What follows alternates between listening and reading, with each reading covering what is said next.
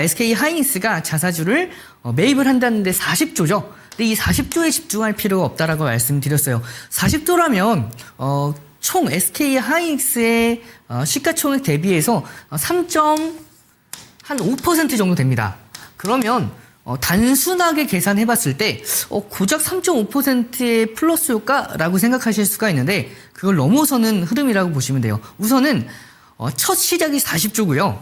FCF, 이 SK 하이닉스의 25년도부터 27년도에 FCF의 총 50% 이상을 주주에게 환원하겠다라고 밝혔죠. 자, 그러면 우리가 한번 계산해 볼 필요가 있습니다.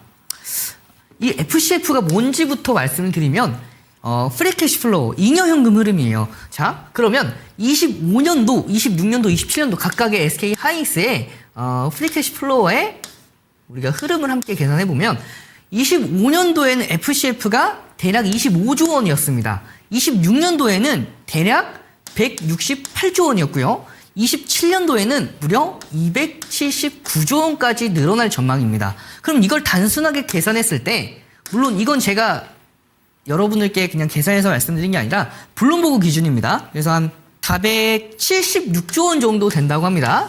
그러면 여기에 50%죠.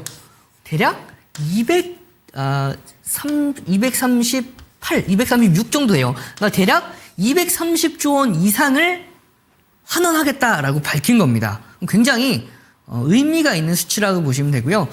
우리가 시장에서 기대했던 부분이 100조 원 플러스 알파라고 기대했었는데 물론 27년도까지 해서 230조 원 이상의 주주 환원이다라고 밝혔으면 저는 굉장히 의미 있다라고 보고 있어요. 그래서 이런 부분들로 미루어 봤을 때 SK 하이닉스 충분히 주주 환원에 대한 강력한 의지를 가지고 있다라고 볼 수 있습니다. 물론 샌디스크의 FCF 100% 주주 환원과는 조금은 비교가 될 수는 있어요. 하지만 우리나라 제조업이 이 FCF의 50% 이상 주주 환원을 한다. 첫 사례라고 보시면 됩니다. 그래서 우리가 이런 부분들을 미뤄봤을 때 SK 하이닉스 그동안에 굉장히 저평가가 되어 있던 상황에서 이제는 주주 환원까지 좀 더 스탠스를 적극적으로 보여줬기 때문에 이제는 저평가 구간에서 충분히 벗어날 수 있는 모멘텀을 가지고 있다라고 볼 수가 있고요. 전체적인 업황 기준으로 보았을 때 이제 AI 서버 수요가 엄청나죠. 이제 공급에 대한 부분들이, 그러니까 수요에 대한 부분이 공급을 초과하는 상황이다 보니까 이 메모리 기업들 굉장히 앞으로의 실적이 굉장히 계속해서 가속화될 수밖에 없는 상황에서 이번에 이제 HBM이 4E도 나오죠. 그런데 이게 높아지면 높아질수록 수율이 떨어집니다. 그럼 나오는 게 더 적어져요. 그렇기 때문에 굉장히 공급이 계속해서 부족해지고 있는 상황이 27년도 넘어서 28년도까지 지속될 전망입니다. 그래서 이런 부분에 따라서 실적은 꾸준하게 올라갈 수밖에 없고 여기에서 SK 하이닉스와 삼성전자가 장기 공급 계약을 체결을 했죠. 이 부분은 조금 이따가 좀 더 자세하게 설명을 드릴 건데 그러니까 안정적인 매출을 확보했다라는 점입니다. 그러면 앞으로 우리 주주가 환원을 받을 부분도 좀 더 구체화되겠죠. 이런 부분들을 우리가 한번 생각해 볼 수가 있고 그동안은 우리나라가 사실상 이렇게 하락한 원인을 한번 되짚어 보자면 저는 개인적으로 국민연금에게 있다라고 봐요. 국민연금이 리밸런싱을 해야 될 상황에서 하지 못했죠. 그러면서 7월 달부터 리밸런싱을 하겠습니다라고 밝혔으면 안 돼요. 세계에서 3위 안에 드는 국부 펀드가 이렇게 포지션을 노출한다라는 부분은 많은 헤지 펀드들의 먹잇감이 될 수가 있죠. 그래서 사실상 지금 현재까지 이 국민연금이 리밸런싱을 제대로 하지 못했습니다. 그러니까 7월 달에는 시장이 급락이 나왔었고 정확히 한 6월 말부터 외국인의 매도세가 좀 더 본격적으로 진행이 됐었죠. 한마디로 국민연금 매도하기 전에 외국인이 먼저 던지기 시작을 한 겁니다. 그래서 하락장에서 국민연금 매도하지 못했었는데 그렇기 때문에 우리나라 시장에서 외국계 헤지펀드들이 너무나 손쉽게 우리나라를 들었다 놨다 했었어요. 하지만 이제는 조금 이야기가 달라집니다. 싱가포르 국부펀드 테마섹이 한국의 AI 투자를 결정을 했어요. 그래서 향후 5년 내 비중을 무려 15%까지 이걸 AI 비중을 15%까지 확장한다라고 했는데 여기에서 가장 저평가된 AI 이제 산업군들 중에서 가장 저평가된 게 메모리 기업이라고 했고 그 중에서 우리나라의 삼전닉스가 더욱더 돋보였다라고 얘기했죠. 그래서 이런 부분에 따라서도 이 물량은 이제는 뭐 단기로 치고 빠지는 헤지펀드 물량이 아니라 좀 더 롱텀 물량, 길게 보고 들어오는 물량일 수가 있기 때문에 하방을 단단하게 다져줄 수가 있는 겁니다. 그래서 이런 부분도 이 메모리 기업들 굉장히 긍정적인 흐름들을 가져갈 수가 있고 이런 빅테크들의 현금 흐름이 개선이 되고 있어요. 그러니까 빅테크뿐만 아니라 중요한 건 좀 더 디테일하게 말씀드리면 하이퍼 스케일러들이죠. 하이퍼 스케일러들의 FCF를 총 투자하고 모자라서 회사채까지 발행하면서 투자를 해도 그럼에도 불구하고 27년도, 28년도부터는 이 FCF까지도 개선이 될 전망입니다. 그렇기 때문에 이 투자가 지속이 될 수가 있다라는 기대감을 계속해서 가져갈 수가 있죠. 근데 여기에서 조금 더 문제점이 생겼어요. 회사채도 열심히 발행을 하기 때문에 미국의 국채에 대한 수요가 좀 더 떨어져서 미국의 30년 만기 금리가 최근에 굉장히 가파르게 올랐었는데 지금 시장은 누구나 다 돈을 빌리고 싶어 합니다. 그래서 오죽하면 공급 병목이 돈이라고 얘기할 정도로 지금 부족한 상황인데 근데 이 자금들이 다 어디로 갈까요? 어디로 갈까요? 자, 그럼 우리가 본격적으로 한번 알아볼 텐데 제가 여러분들께 7월 중순부터 말씀을 드렸어요. 한창 시장에 빠질 때에도 외국계 IB들은 저평가 구간이다. 지금 매수해도 괜찮은 영역이다라고 꾸준하게 투자 의견을 냈었죠. 그럼에도 불구하고 우리나라는 헤지 펀드들에 의해서 계속해서 늘려왔습니다. 그러니까 이게 여러분들께서도 느끼셨을 거예요. 분명히 빠질 만한 모멘텀이 아닌데 계속해서 빠졌습니다. 한마디로 매도를 하면서 명분을 계속해서 냈던 거예요. 그러면 우리가 이런 과정에서 매수하셨던 개인 투자자분들이 굉장히 많으셨을 겁니다.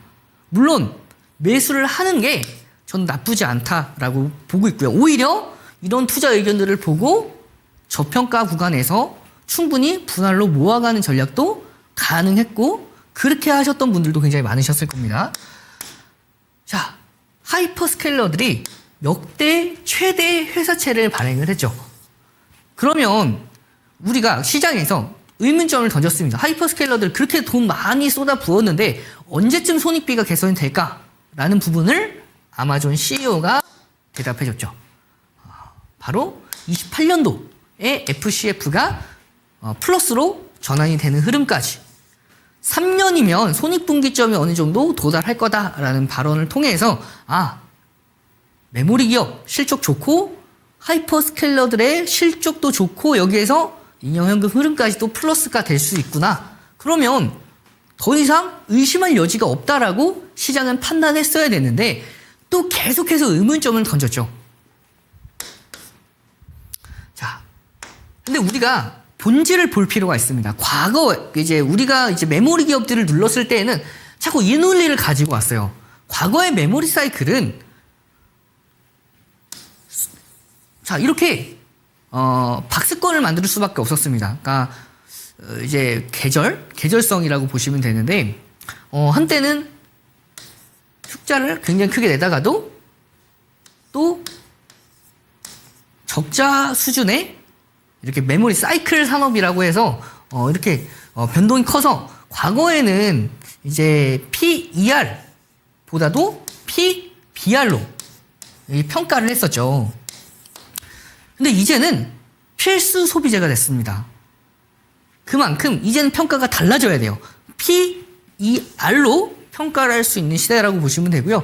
이것들을 어느 정도 외국계 기업들, 샌디스크와 마이크론이 좀 증명해줬다라고 보시면 됩니다. 샌디스크는 9개의 하이퍼 스케일러들, 그리고 마이크론은 16건 장기 공급 계약을 체결을 하면서 쭉쭉쭉쭉 올라갈 수 있는 부분들을 발판을 만들어줬고, 샌디스크의 경우에는 FCF를 무려 100%나 주주 환원에 동원하겠다라고 밝혀죠. 그러면서 메모리 기업들, 주주들은 굉장히 환호성을 질렀고, 그럼 이에 따라서 우리나라 메모리 기업들도 좀 더 수급이 개선됐어야 됐는데, 기다렸던 게 있었죠. 바로 주주환원이었습니다. 근데 오늘 주주환원이 발표가 됐어요. 그러면 많은 분들이 이렇게 생각할 수가 있습니다.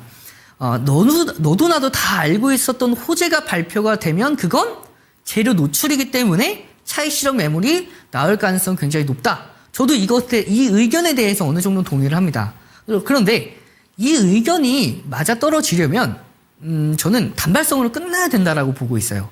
이번에 뭐 어느 정도 하고 끝, 그리고 뭐 시장이 예상했던 것들, 뭐 FCF 50% 이하, 그러니까 상당히 좀 짠돌이처럼 이렇게 적게 배분을 한다라고 했을 때에는 이 논리가 좀 더 맞아떨어질 수가 있는데, 저는 좀 이번에는 다르다라고 보고 있어요. 주가 자체도 굉장히 저평가되어 있는 상태에서 발생이 됐죠. 이제 발표가 됐기 때문에 긍정적이라고 볼 수가 있고, 자, SK 하이닉스 삼성전자 이르면 이달 주주환원을 발표한다라고 했는데 하이닉스가 오늘 장 끝나고 저는 물론 200만 원 그러니까 180만 원대, 최근에 180만 원 좀 이제 상회했던 흐름까지 나왔었는데 요때 발표했으면 조금 더 좋았을 거라고 보고 있어요. 하지만 지금도 나쁘지 않습니다. 지금도 굉장히 저평가 구간이고, 물론 뭐 여기서 200만 원 이상 나왔을 때 발표가 나왔으면 부스터를 한 번 더 받았겠죠. 그러면 차익 실현 매물도 좀 더 강하게 나왔을 거라고 보고 있습니다. 그러니까 아무튼 우리가 주주 입장에서는 뭐 사실 언제 나와도 기분이 좋죠. 그 또 내용도 나쁘지 않습니다. 그래서 우리가 이런 부분들을 미뤄봤을 때 좀 여전히 하이닉스 매력적이다 라고 볼 수 있고, 제가 여러분들께 뭐 28일, 29일부터 뭐 계속해서 여러분들께 매주 거의 말씀을 드리는 것 같아요. 이 교육 종목 그리고 공략 주로서 말씀을 드렸는데, 뭐 지금 최근의 흐름이 너무 좋죠.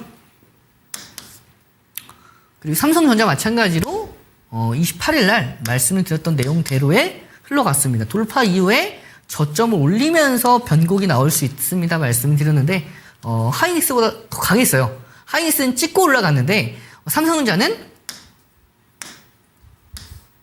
이 하락 추세를 상회하는 상황에서 반등이 나와줬었죠.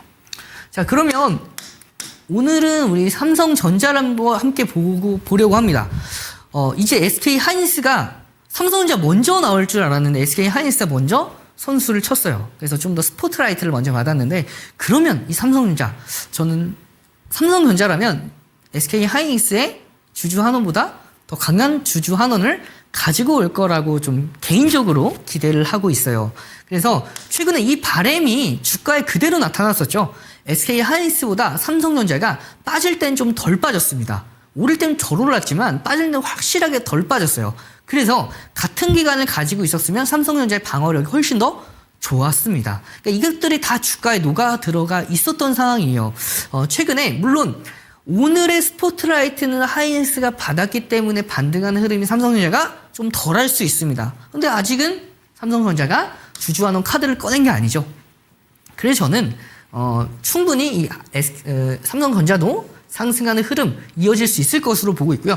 이 전 고점 부근 살짝 눌렸다가 다시 한번 돌파하는 흐름까지도 우리 함께 기대해 볼 수 있다라고 말씀드리면서 이 상승 추세 웬만하면 지켜줄 가능성이 높아요. 이제는 더 이상 시장이 의심할 여지가 없죠. 지금 시장이 최근에 뺀 건 매크로적인 부분입니다. 메모리 기업들은 이젠 주주 환원도 굉장히 잘하고 있어요.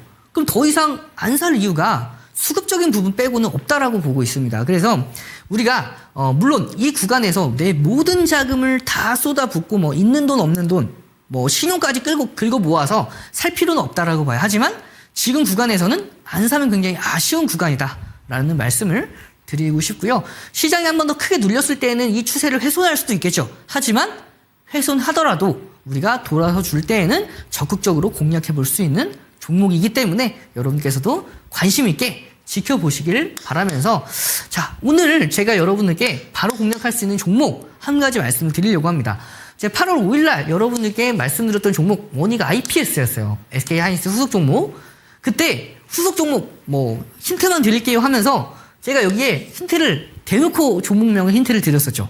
종목명은 그대로 노출했습니다. 그래서 여러분 눈썰미가 좋으셨던 분들은 이 종목 공략이 가능했었고요. 잠깐 한 이틀 쉬었다가 30% 정도 올라갔었죠. 자, 그러면 오늘 여러분들께 공개할 후속 종목은 바로 이 종목입니다. 제가 후속 종목으로 가지고 오는 종목들은 수급이 대체적으로 좋아요. 그런 좋지 않은 종목들은 제가 가지고 오진 않는데, 자, 이 종목은 기관의 러브콜을 받고 있는 종목인데, 이 종목은 반도체 소부정 관련주 중에서도 대표적인 종목 중에 하나예요. 거기다가 이 종목 여러분께서 딱 제가 말씀만 드리면 이 종목 아마 차트만 보고도 알고 계시는 분들이 계실 겁니다. 자, 이 종목이 최근에는 시장에서 부각을 크게 받지 못하고 있었던 상황에서 추세를 지켜주는 상황에 오늘 시장 급락에도 추세를 지켜줬죠. 한마디로 방어력이 굉장하다라는 거예요. 그러니까 지금 보면 근데 오늘 SK 하이닉스의 주주 환원이 발표가 되었고 전반적인 투심을 개선할 수 있는 상황까지 놓여져 있기 때문에 저는 충분히 전 고점 이후에 상승까지도 기대해 볼 수 있는 종목이기 때문에 자, 이 종목 저는 공략할 겁니다. 그래서 이 종목 함께 공략하고 싶으신 분들은 방법은 제가 말씀드리진 않을 거예요. 열심히 한번 찾아보시길 바라면서 우리는 이번 시간 간단하게 마무리하도록 하겠습니다.